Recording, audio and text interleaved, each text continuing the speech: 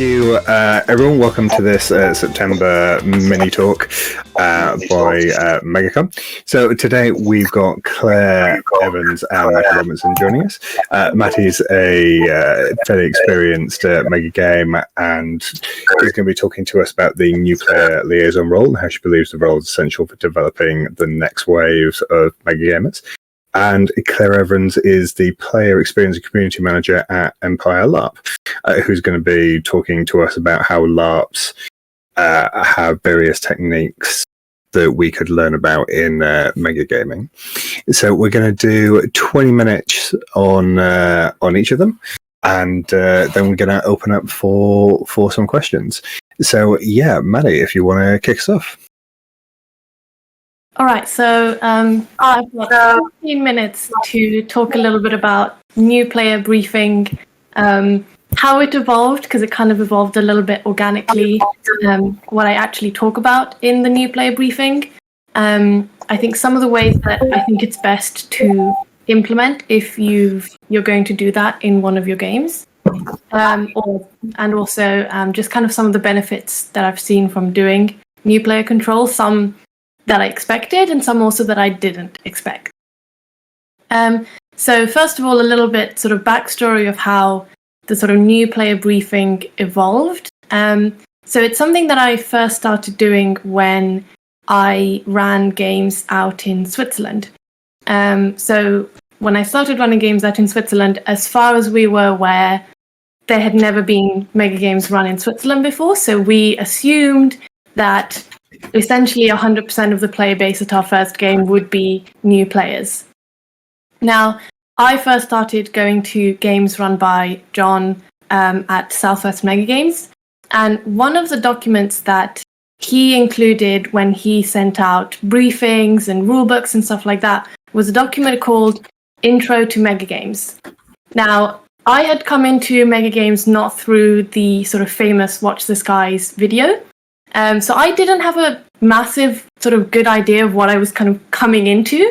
So I found this document really, really useful because it kind of said things like, it's going to be chaotic. Don't worry. It's supposed to be like this. And it explains things like, what does a control team do? It explained, sort of the basics of Wizard Wheezes. And, sort of some like helpful tips and tricks, just like stay hydrated, take breaks, all this kind of stuff.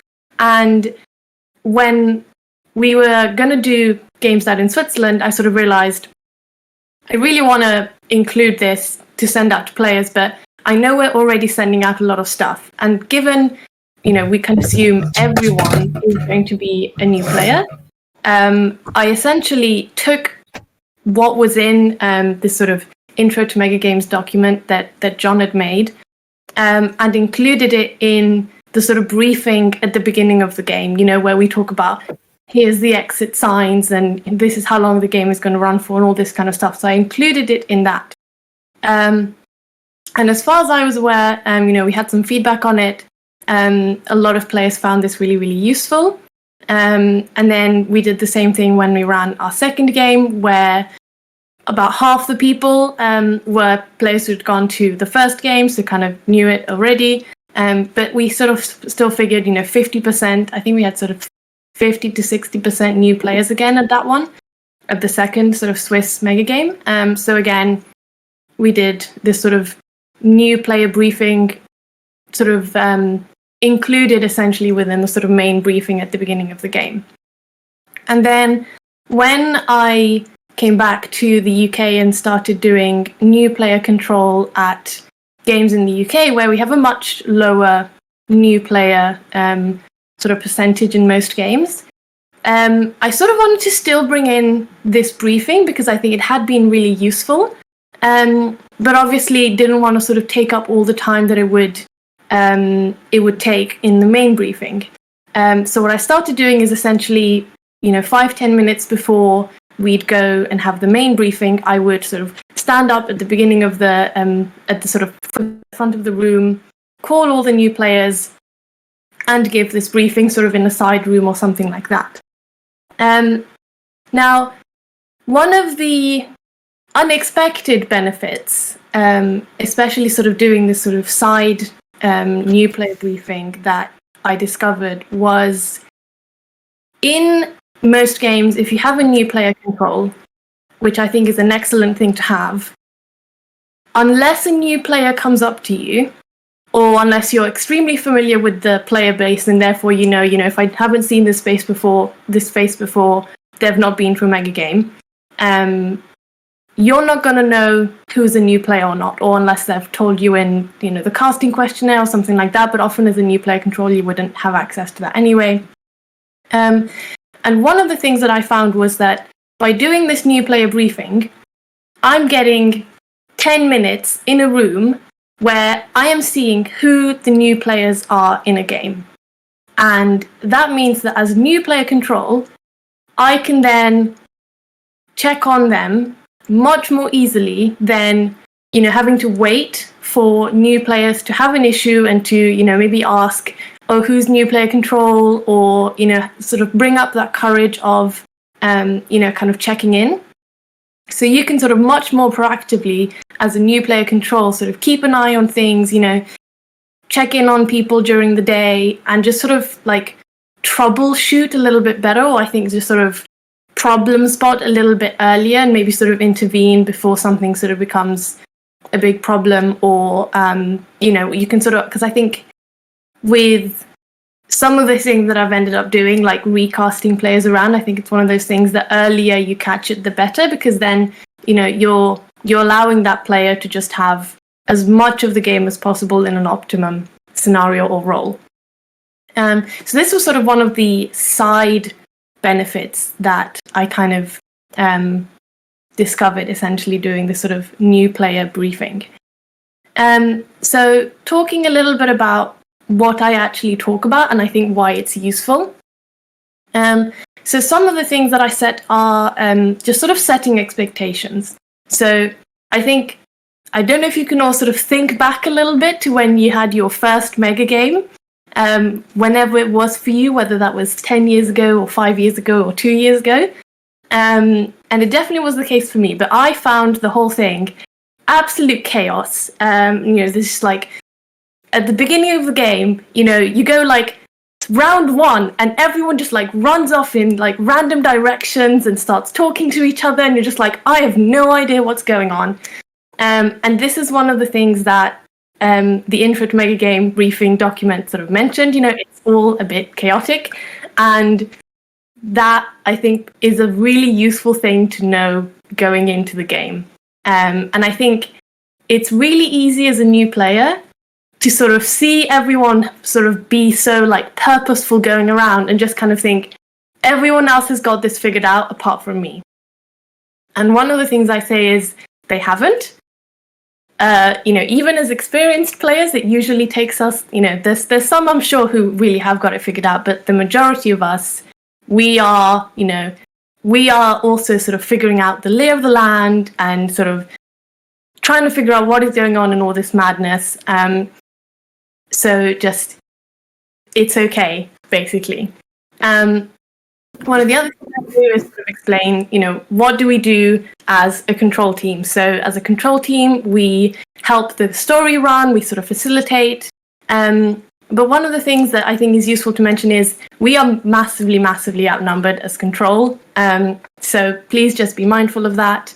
But we're also not the rules police. I remember finding that a really useful thing in John's thing, because I was starting out as control. So I knew that I didn't know all the rules off by heart. But I think that's just kind of a useful thing to sort of share, I think, with players as well. And then one of the things I think is very useful to share with players, especially if it's their first time, is wizard wheezes, or kind of concept of essentially sort of making up rules or doing something that's not in the rules. Now, I think this is one of the things that's really hard to grasp as a new player.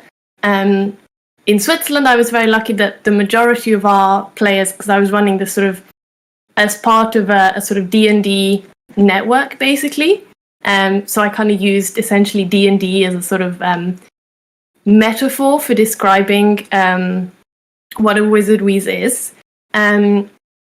but I kind of try to explain what a wizard wheeze is, or what we describe as a wizard wheeze, not as a wizard wheeze. So, it's something outside of the rule that you might want to do, something that, you just think of like would be a cool thing. Just come to us as control, and most of the time we'll try to make it happen, unless it's going to sort of weirdly break the game. We are there to facilitate you all having a good time. So if there's something that you want to do in this game that makes sense in the universe, come to us. And I think that is one of the most fun things as control, honestly, seeing players do all of these sort of come up with these wacky, crazy ideas. And for me, that's one of the most rewarding things as control as well, when players come to you wanting to do something and you can make it happen. And then I think a couple of really important things as well is, this is a game people can get, it's role play, it's intense, there's lots of negotiation. I think one of the important things to say is, people might get carried away, but there's also important lines that should not be crossed. And I think it's really important that if you are feeling uncomfortable, if someone is talking to you in a way that isn't okay to you, come to us. We will do something about it. I think this is really key as well. So I think that's sort of the majority of stuff that I talk about. I also say, stay hydrated, eat snacks, take breaks, make sure you have lunch, that kind of stuff. Because I've definitely forgotten to have lunch as a player, and then got to 3 o'clock and being like, why am I so hungry? Oh yes, because I've not had any food. So yeah. And then to just sort of talk a little bit about, I think, some of the positive experiences that I've sort of had doing new player control. I've only done this a handful of times, so I don't have a massive amount of data points. But I've had feedback that people just generally find a lot of the messaging useful. And one of the sort of most, I think, sort of more active occasions has been kind of managing to step in when a player wasn't in a role that was working out for them. Finding another player in another area of the game where their role wasn't working out for them, and managing to switch them around, and then both having a much better day as a result of it. Now, I think this is the kind of thing that, you can do as normal control as well. But I think, having someone who's sort of a bit dedicated on this is really useful.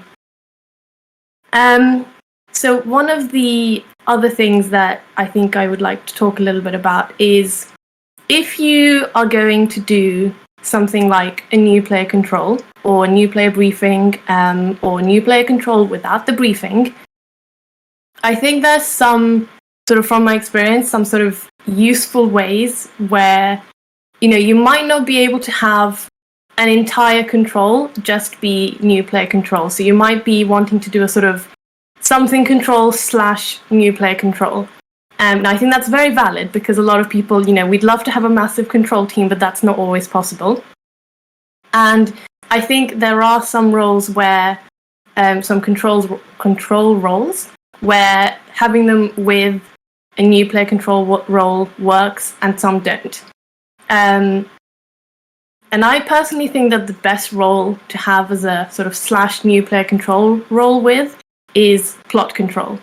Now, the reason for this is, there's a couple of reasons, but first of all, if you have a control role where you're sort of supposed to be in one particular area of the game, maybe you're a council control or your map control, you are going to be in one area of the game and you'll have really good visibility over one area of the game, but you won't have good visibility over the rest of the game. And also, you're supposed to be controlling that area of the game. So your downtime might be maybe team time. And that's not really that's not really going to give you the time to actually resolve anything that comes up, or, the way, just sort of to catch things, because you're going to be really focused on that area of the game. So I think the best way to do it is with a plot control role. Now, I think this has a couple of benefits, because, the main one being, I think new player control role and plot role are both roles where they sort of fade a bit or increase. So from my experience, new player control, you tend to be busier towards the beginning of the day. So, you do your briefing, you want to make sure your players are sort of settled in and getting on okay. Whereas at the beginning of the day, plot control tends to be a little bit quieter, from my experience. So players are getting used to the mechanics, you tend to have less wizard wheezes at the beginning of the day, and plot sort of starting to get going, but it'll be really slow. Whereas plot control gets really busy towards the end, middle to end of the game. So I think they're sort of roles that complement each other really well to have in sort of the same person, because as you start out with new player control and sort of get less busy as the game goes on, the plot control role will sort of start ramping up. And then one of the sort of, bonus side benefits is, if a new player is sort of struggling a little bit to get involved in maybe one of the plots, or, it's just like not quite finding something to grasp on, you as plot control are going to have a as good a sense as anyone, and we don't really have a good sense of it, but as good a sense as anyone in the game of maybe something that they could get involved with. So I think that is the best way to do new player control in this case. Now, Matt, I've not managed to keep track of any of these questions at all because I can't speak and read at the same time. But that's kind of my main speaking. That's kind of my main points. So do you have some questions that already you want to sort of jump onto, or shall I just kind of read through these? Yeah, let's kind of do a combination of both. So thank you very much for that, Maddie. I suppose one of the question I've kind of got off the bat, and other people, please put your questions into the pub channel, and we'll get to them. Is, does the new player briefing need to be tailored to the game that it's being run in conjunction with? Is it helpful to tailor parts of that briefing to the specifics of the game for kind of some of the eccentricities of historical games or sci-fi games? Is there a place to make it unique to each one, or do you think it's just a pretty standard document, it doesn't need to change at all? I would say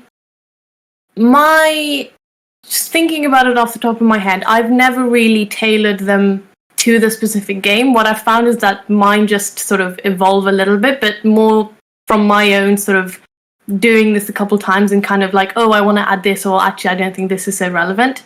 But it doesn't tend to be game specific, because I think if anything is game specific, it's not likely that it's game specific to new players only. It's probably going to be specific to all. It's going to be useful for all players. And I have always run the ones in the UK anyway. I have done the new player briefing separately rather than at the beginning of the game for everybody. So yeah, I think I can't really think off the top of my head why it would need to be specific. But I mean, it certainly could be. If you're running this, if you're running this and you think there's something that is a specifically useful thing for new players, that I think that you want to put in, then I think you should. Sure. Okay, thank you. I suppose the last question from me is expectation management. How much do you think that the new player briefing is the new player briefing trying to do a lot of expectation management for what is going to happen throughout the day in a mega game for people who have no idea? They kind of saw it, a friend went, hey, this is kind of fun, you should take a look at it. Yeah, I'd say sort of I'm not sure I'd necessarily call it sort of expectation management, but sort of, well, I guess it is expectation management. But to me, expectation management sort of comes with connotations around like lowering expectations and sort of, whereas I think it's sort of about setting out what they are likely to sort of come across or what they could come across. I mean, so yeah, I mean, it is essentially expectation management. But I think it's useful to know going in, and I think it's useful to know everyone else is feeling this way, and if anything gets too much, here's a couple of tools. So I think of it very much as trying to sort of arm the new players a little bit, just with kind of some things that could be helpful for them as the game goes on, and just kind of, and I think also partly just, making them sort of feel welcome and having a friendly face that has at least talked to you for, maybe 10 minutes or so at the beginning of the game, rather than, you've got all these controls spread throughout the room. Maybe all you've heard from is game control, who is going to be horrendously busy the entire game. And you've kind of got at least one other face that is on the control team. Okay. Thank you very much. And kind of going off that straight into a question from Sensor, any thoughts on doing a recording of your new player brief that could be distributed prior to online games? I mean, I suppose the online games is being called out, particularly there, but just the idea of recording it and putting it out before a game, do you think it loses something in context from not being delivered right at the start of the game to players? Yeah, I think the fact that you get it at the beginning of the game is useful, and it was part of the reason that I decided to do it at the beginning of the game rather than when I first started doing this for the Swiss games at the beginning of the game, rather than sending out yet another document. Now I think maybe a video intro to mega games or player briefing,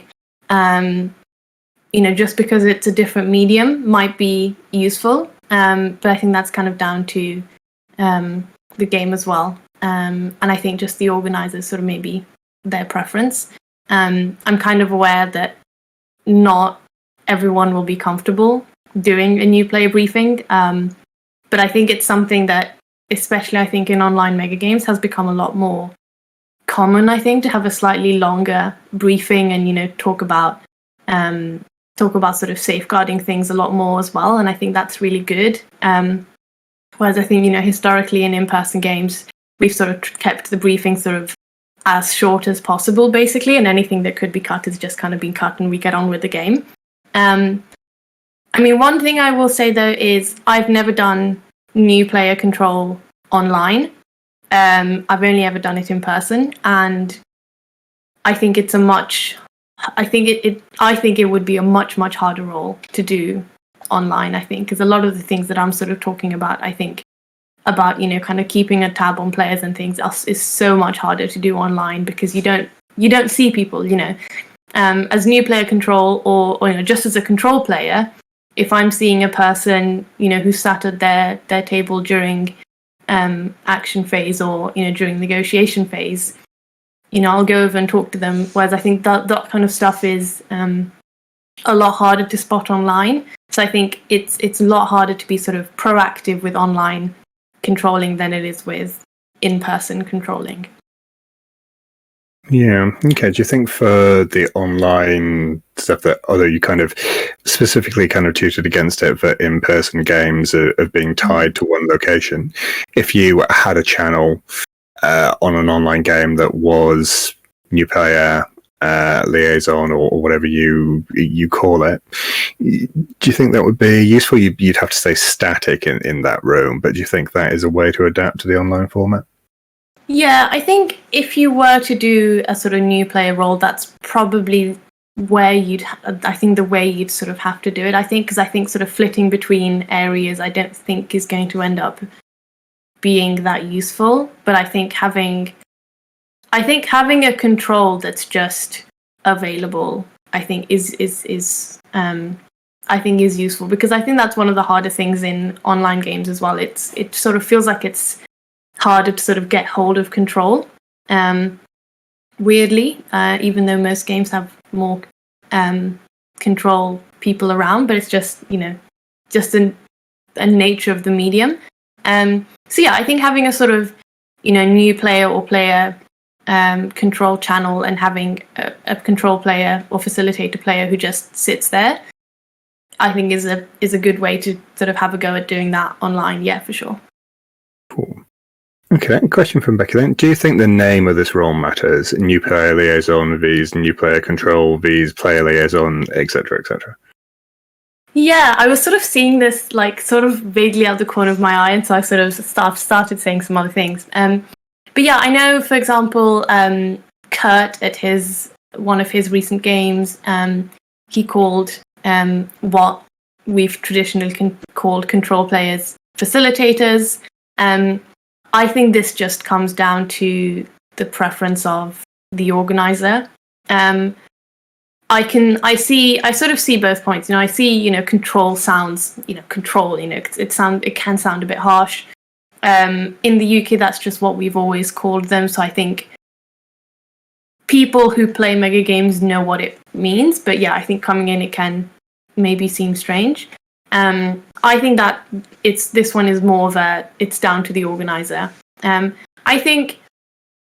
do think specifically calling out new player control or liaison or facilitator is useful, I think, because I think it's good and it's important to sort of signal to players, who are maybe just coming into the hobby, here is someone for you to come to.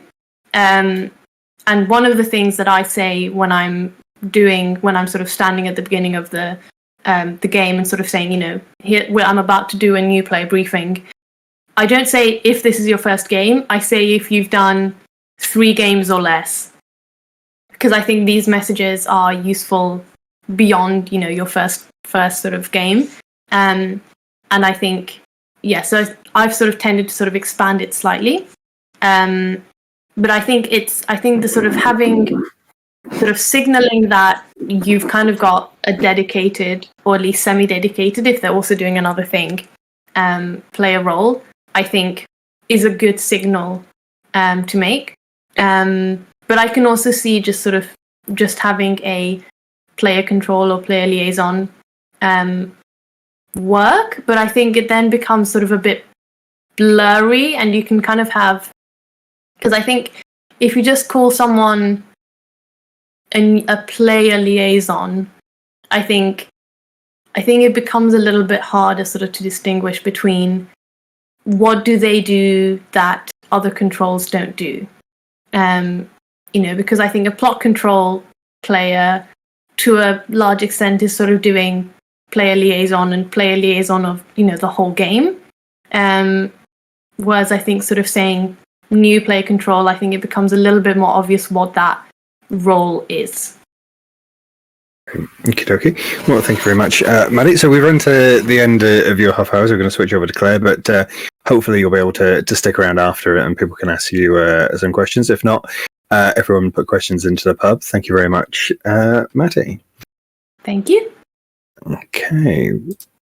Right, so we're going to move over to Clare Evans, who is player experience for Empire. We're going to try something slightly different, where I'm going to try and share the slides, and Claire is going to do the talking. So hopefully you'll now be seeing my screen shared with the slides. Okay, Claire, are you good to go? Yeah, am I unmuted? You are indeed unmuted. Right, because I can't see my own slides, I'm going to have to wing it slightly. Well, winging it is what it's all about. So yes, everyone, if you can watch my presentation for the slides, and if you want to tell me when to go through each slide, that will be very helpful. Right, so if we can go on to the first real slide, not just the one that says player experience. Yep. So this one follows myself, I think. So first, I'm Clare Evans. I run the player support team at Empire LARP. I'm going to talk a little bit about Empire LARP and Profound Decisions, who's the company that runs it. So Profound Decisions have been in existence in their current incarnation since 2004, where they ran a game called Maelstrom. Later on, they also ran a game called Odyssey. And then in 2013, I think, we started running Empire. So I've been in this role since about 2014. Empire runs for about 2,000 players, and we have a crew of a couple of hundred. I want to say 360, but I might be way out. Some of these crew are set up before the event. Some of them are NPCs or non-player characters, referees, and things like that during the event. So my team that I run is what we call the field NPCs, who are the non-player characters who help us run the game in character and support the players in character and are generally our eyes on the field. I also cover background checks, and by this I mean in-character background checks before the event, and we run a lot of new player sessions. When we started Empire, we had a much, much smaller team doing player support, and we had a rapid learning curve on this, which I think is similar to a lot of other games. When we started, I had a very good view of what one of the new players to our games were. They turned up at the very start of the game. They'd been talked into it the day before by their friends who were already LARPing. They turned up, they paid on the gate. They pretty much knew what they were doing, because if they weren't LARPers, their mates were all LARPers. As LARPers got more FaceTime on the internet, we've seen our new player demographics switch, and now our new players quite often turn up on their own. We tend to have around 200 new players an event, and what I've found from talking to them and doing a couple of surveys on them is usually about 2/3 of those have never role played at all before. So they have quite a shock to start in the game, and we have quite a lot to teach them, help them integrate those.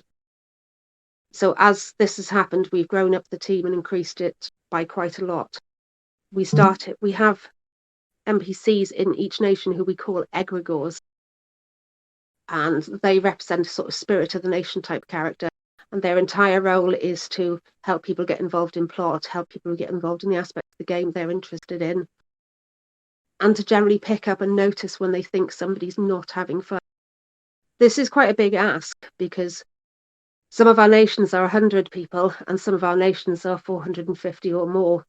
So we've tried to foster a atmosphere amongst our player base where they are interested in supporting our new players as well as playing their game. Our games run in our capital city, which we call Anvil, and we've a phrase that's commonly used in the game by new players, which is "I'm new to Anvil," and our experienced players now know to recognise that phrase and maybe not play as hard or explain what they're doing more to the new players as they go. So this is why we do it, because we want everybody to have fun, because role playing is a fantastic hobby. We start before the event, where we have a social media presence, and we have a Facebook group which is specifically designated for new players and player support, where you're allowed to ask the questions, and there are no silly questions to answer. If you ask on that page, we will do our best to explain, and our players will do their best to explain, and they will assume good faith at all points. We also have a new player email address which is dedicated to new players, which we advertise as much as we can. And what we've discovered is you can't predict what you're going to be asked. Our events usually run for 3 days with 2 nights camping involved. We get asked questions about camping, we get asked questions about costume, we get asked questions about whether having pink hair will be a problem, or tattoos, or really in-depth questions about part of the brief that some of us probably haven't read. So we look very much at player support as being identifying causes of anxiety for players and removing them wherever we can. So one of the things we do is we encourage players to write backgrounds before they play the game for their character. The backgrounds could be used by our plot teams if they wanted to, but the main point of a background is to help you create a character, think about what you want to play, think about what you want to do in the field, and think about hooks that you can give your character so you can get involved in the game, what they care about, what they dislike, things like that. this leads me on to quite an important thing that I think we miss a lot.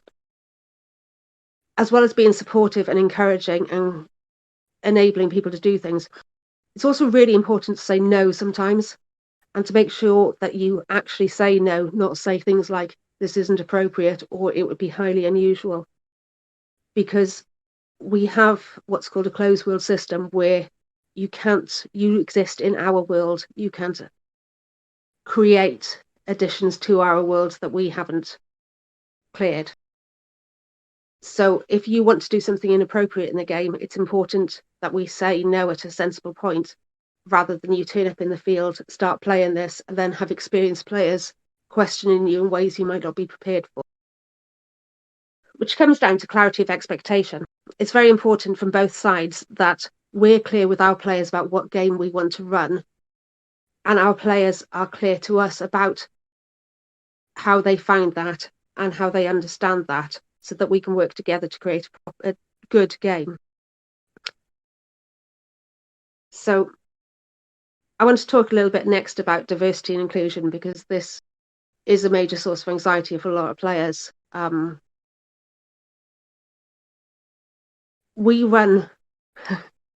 We try and run a setting where gender and sexuality and discrimination on real world characteristics doesn't have a place. And it's very important to be clear about this as our policy, because we want everybody to feel welcome and accepted at our games. So I think it's very important to people that they see that you have this policy before they come, and know that they will be welcome. We all assume that this will be all right, but people actually need to be told.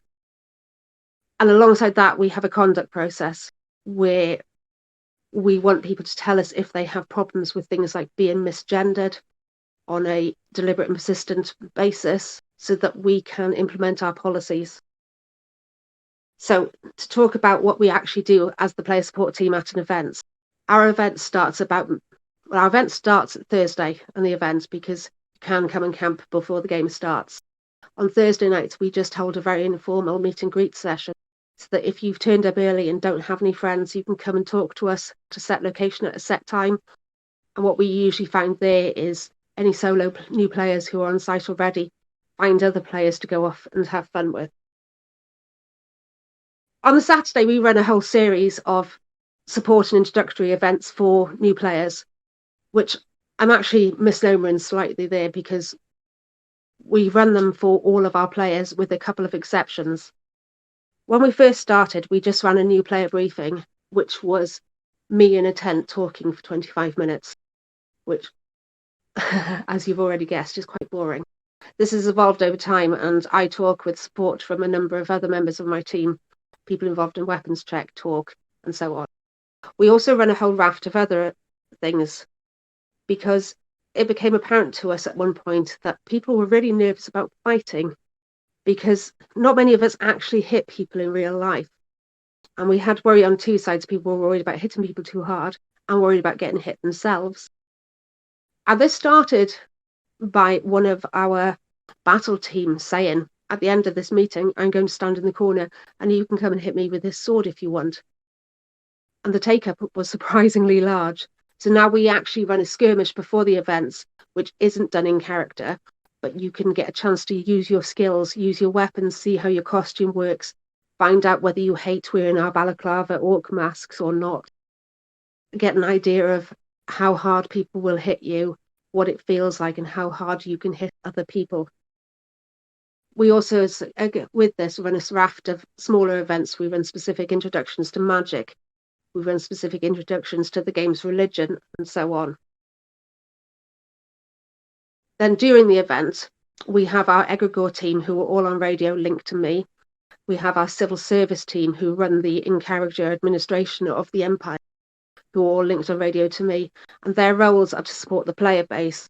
And if anything is wrong or somebody needs additional help, they will radio back, and I or somebody else will go out and specifically talk to that player. But it's very important that we communicate all these processes at the new player introductions. We talk about them online before we go, because we want people to know where to go to if they have problems.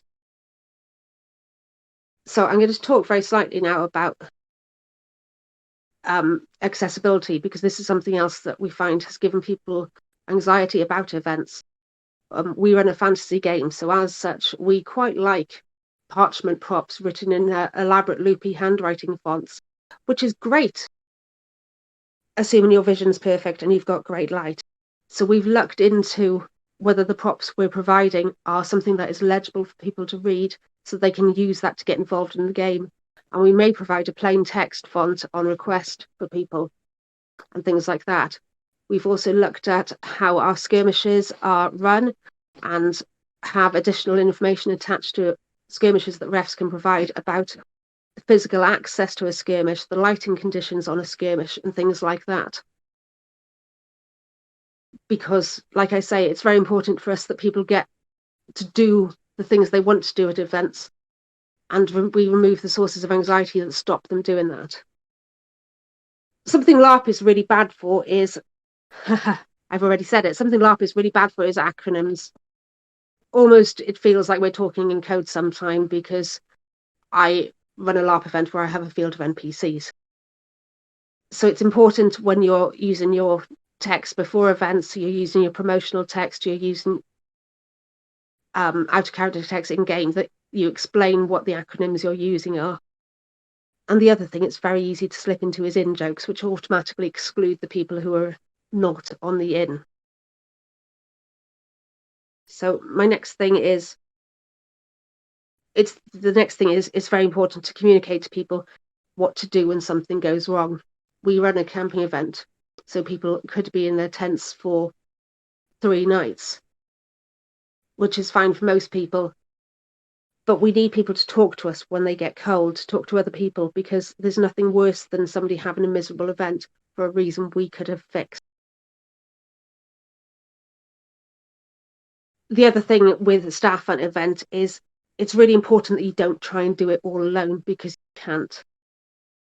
You will hit a point where you need to eat a meal, where you need to sit down and have 5 minutes on your own, where you need to sleep, or where you just need everybody to leave you be for 10 minutes while you order your thoughts.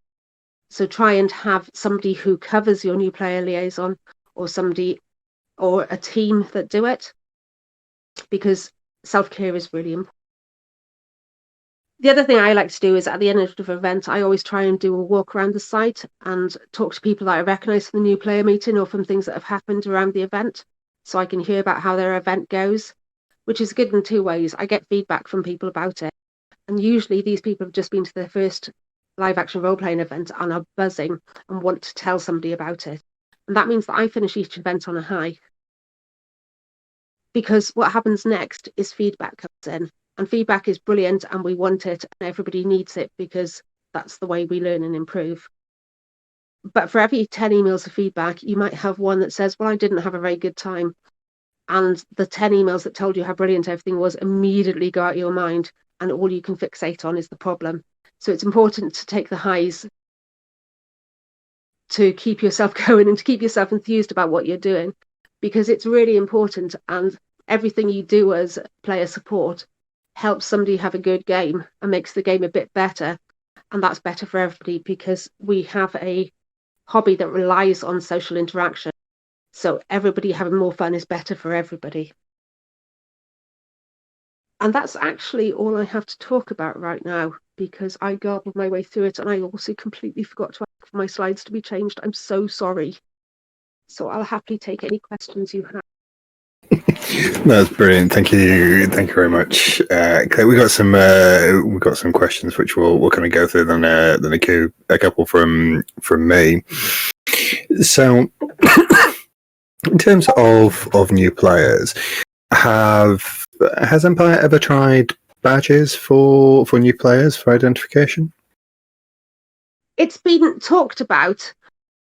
What we don't like about it is that it singles people out, and it means that the focus will go on to people who are wearing the badges, and people who aren't wearing the badges will be missed out or actively avoided because they're not asking. Right. Okay. There are a couple of follow-ups on the badges, and kind of worried that people wearing new badges would be targets for, let's say, more unscrupulous older players. And Andy made a very good point that can be important to create a player culture that views taking advantage of out of character of new players as being poor play. You won't prevent all crap players, but having a solid culture, getting buy-in from your players is much more effective at encouraging social contracts than anything you write on your wiki. Mm-hmm. And I suppose that's an important thing. I've been to Empire, and it's a lovely 2,000 player event. There are a lot of people there, and generally seems to have a lovely culture.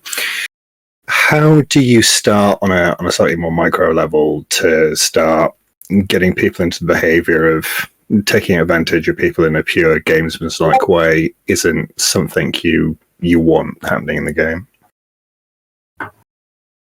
Sorry, do we want people to take advantage of new players in a gamesman-like way? No, how do you stop people doing that? Yeah, I was worried about that one. So this comes back to managing expectations. I feel we are very clear on the wiki about the social contracts we expect people to follow, the games, the style of game we are looking to run. We talk about it a lot and we take it seriously behind crew. And I think over time, the level of seriousness that we treat it with has permeated the majority of the player base. There's a running joke at LARP events about toilet mugging, which is because at some point everybody has to go for a wee, and you generally speaking you go down to the toilet block on your own to have a wee, which means that it's the ideal moment to get mugged. Toilet muggings are rubbish. They provide no fun for the person who gets mugged, minimum fun for the muggers, and add nothing to the game. So we have made clear on the wiki that this isn't something that we want in our game, and by and large I think we've achieved that.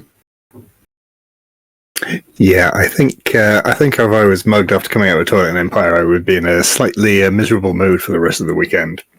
Exactly. It provides no fun for you. It doesn't provide any good story for you to tell when you get back. And really, that's not what role-playing is about. It's about having a good story to tell. Yeah. A question from Ed. Claire, how long do you expect it to take for new players to integrate into the game?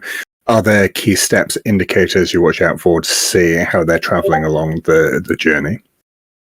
That's really interesting. It massively varies from person to person.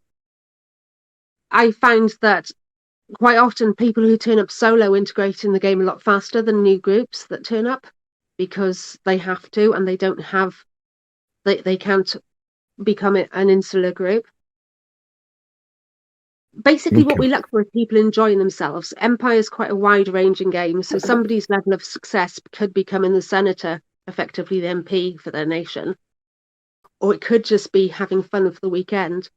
We try and look for people who are alone, people who stand at the back of the crowd, and pull them in where we can.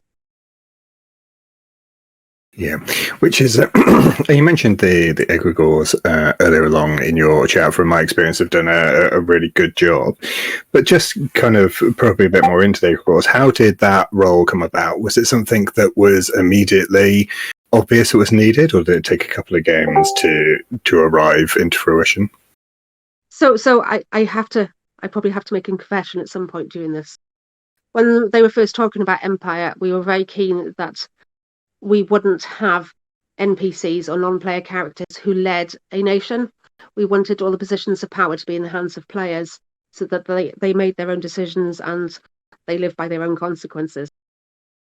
But we felt that we needed to have a point of contact in each nation so that people had somebody to go to, somebody for advice. And that's how the egregore concept was born. I argued against it. Because I felt that there was absolutely no way that they wouldn't immediately become king or queen or regent of their nation. And I was wrong. And I'm really, really pleased that I was wrong. What were you? I know. No, but I think Matt's words were along the lines of, well, if you feel that strongly about it, you should sort it out. I can understand the trepidation, though, because you say it's a game where people are meant to role play, and you want as much of the chaos from those emerging decisions as possible. So I can absolutely understand the trepidation there. Question from Chris: do you know the average percentage of new players that come back to another Empire event? We have run some figures, but obviously they're all from about 3 years ago now. We were averaging about 20%. Okay, so about 20% of new players were retained into Empire specifically. Event to event. Or event to event. So going from, event 4 1 year to event 1 the next year. Rather, right. If they skip that event, it gets a bit wonkier for us to try and work out. If they say came to event 4 1 year and then event 2 the next year, it gets a bit more wibbly for us to try and calculate. Yeah. Okay. I absolutely love it when I see photos of somebody I think of as one of my new players at a different LARP system, because what we want is people to enjoy the hobby. Yeah, absolutely. A question from Becky. I know, from Becky's point of view now, I know you can mostly talk about Empire, but do you know how prevalent this level of player care and focus is in the LARP hobby as a whole? Are Empire above the mark, or is it generally something with a focus on it in the larger community? So obviously I'd love to think that we were above the mark.